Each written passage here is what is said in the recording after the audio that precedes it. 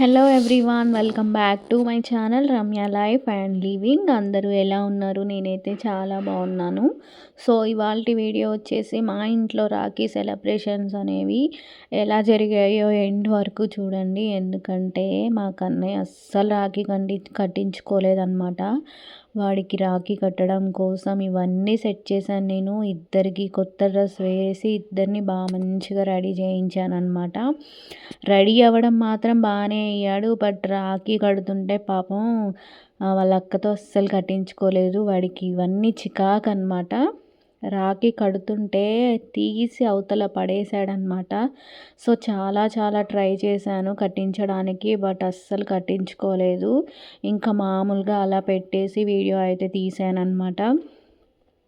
బొట్టు కూడా పెట్టించుకోలేదు, అక్షింతలు కూడా వేయించుకోలేదు అస్సలు. స్వీట్ కోసం మాత్రం రెడీగా చూస్తున్నాడు.